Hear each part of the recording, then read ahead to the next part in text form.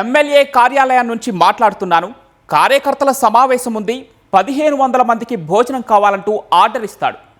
చీరల మేళా పెడుతున్నాం, సిబ్బందికి 3 రోజుల పాటు భోజనాలు టిఫిన్లు సరఫరా చేయాలంటూ క్యాటరింగ్ చేసేవారితో బేరం మాట్లాడతాడు.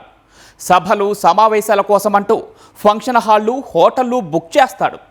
బిల్లు ఎంతైనా పర్వాలేదండి, మా కంపెనీ భరిస్తుందంటూ ఎరవేస్తాడు.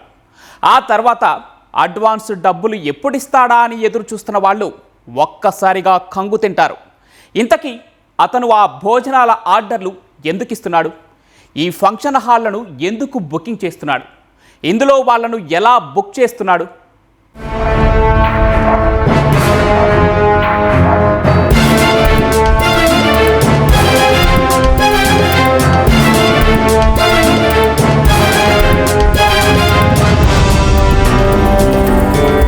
వ్యాపారం చేసుకునే వాళ్లకు ఓ మంచి ఆర్డర్ వచ్చిందంటే చాలు, వెనక ముందు ఆలోచించరు.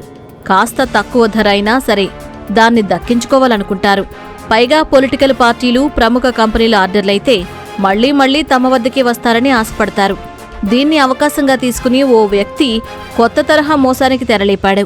పాపం చిన్న చిన్న వ్యాపారాలు చేసుకునే క్యాటరింగ్ నిర్వాహకులకు ఫుడ్ ఆర్డర్లు ఎరవేసి దోచుకున్నాడు. ఇంతకీ అతను వారిని ఎలా మోసం చేశాడు? ఆ మోసగాడి వలలో వారెలా చిక్కారు?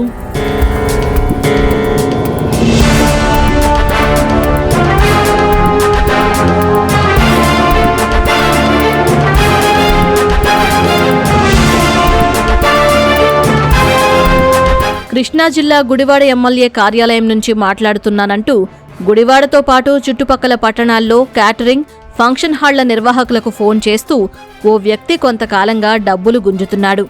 ఇదే విధంగా గుడివాడ టిడ్కో కాలనీ రోడ్డులోని ఓ క్యాటరింగ్ వ్యాపారికి ఫోన్ చేసి పార్టీ కార్యకర్తల సమావేశం ఉందంటూ 1500 మందికి భోజనం కావాలంటూ మెనూపై చర్చించాడు.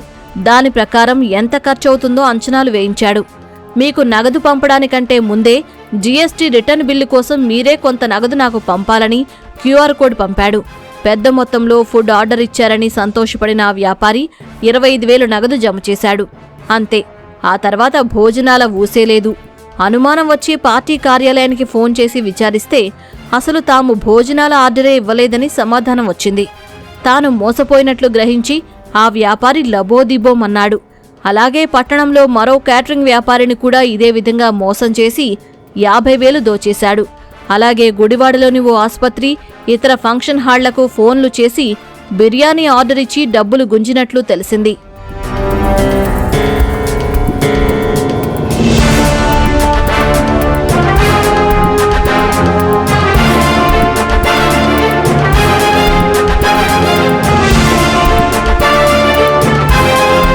ఈ తరహా మోసంపై పోలీసులకు ఫిర్యాదు అందడంతో ఫోన్ నంబర్ ఆధారంగా నిందితుడిని వలపన్ని పట్టుకున్నారు. అనంతపురం జిల్లా కృష్ణంరెడ్డిపల్లికి చెందిన మాచినేని సంతోష్ ఈ మోసాలకు పాల్పడినట్లు తేల్చారు.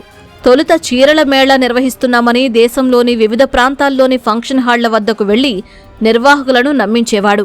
స్థానికంగా ఉన్న ఫుడ్ క్యాటరింగ్ చేసేవారి నంబర్లు అడిగి తీసుకునేవాడు. 3 రోజుల పాటు చీరల మేళా ఉంటుందని, సిబ్బంది, నిర్వాహకులకు భోజనాలు కావాలంటూ చెప్పేవాడు.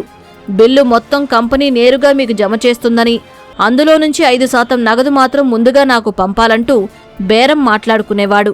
వాళ్లు డబ్బులు వేయగానే ఆ సిమ్ తీసిపడేసి ఫోన్ స్విచ్ ఆఫ్ చేసేవాడు. అదేవిధంగా గుడివాడలోనూ సంతోష్ మోసానికి పాల్పడినట్లు పోలీసులు తెలిపారు. డబ్బును క్రికెట్ బెట్టింగ్ నిర్వాహకుల క్యూఆర్ కోడ్లకు జమ చేయించి ఆ తర్వాత వారి వద్ద నుంచి నగదు తీసుకునేవాడని పోలీసుల విచారణలో వెల్లడైంది.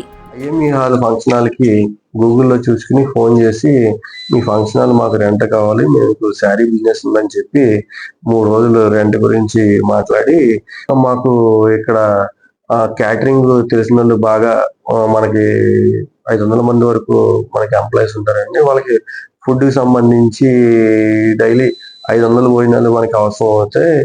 మాకు 1500 3 రోజులకి మంచి క్యాటరింగ్ ఉన్న వాళ్ళు ఎవరైనా ఫోన్ నెంబర్ ఉంటే నా నెంబర్ ఇచ్చి మాట్లాడించండి అని చెప్తే ఆ క్యాటరింగ్ ఏదైతే ఐఎంఈ హాల్ ఉన్నదో అతను వచ్చి క్యాటరింగ్ అతని చేత ఫోన్ మాట్లాడించడం జరిగింది. ఎప్పుడైతే క్యాటరింగ్ అతనికి అమౌంట్ అడుగుతాడో, అడ్వాన్స్ అడుగుతాడో ఆ టైంలో మీరు కొద్దిగా నాకు 2.5% కమిషన్ ఇవ్వాలని చెప్పి వాళ్ళ దగ్గర నుంచి విడతలుగా అమౌంట్ వేయించుకోవడం జరిగింది. వీళ్ళకి యూపీఐ స్కానర్లు పెడతాడు. ఈ యూపీఐ స్కానర్లు అన్ని కూడా ఈ క్రికెట్ బ్యాటింగ్ యాప్ నుంచి వాళ్ళని కన్సల్ట్ అయ్యి ఆ యాప్ల ద్వారా యూపీఐ స్కానర్లు తీసుకుని ముందుగా అడ్వాన్స్ గా అమౌంట్ ఆ యూపీఐ స్కానర్ల ద్వారా క్రికెట్ బెట్టింగ్ యాప్ లో అమౌంట్ కొట్టించుకుని తర్వాత ఈ చెడు వ్యసనాలకు అలవాటు ఈ డబ్బు అంతా కూడా వాళ్ళు ఖర్చు పెడతా ఉంటాడు.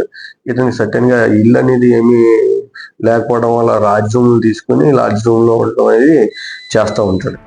నిందితుడు సంతోష్ కుమార్పై ఏపీతో పాటు గోవాలోనూ కేసులు ఉన్నాయి.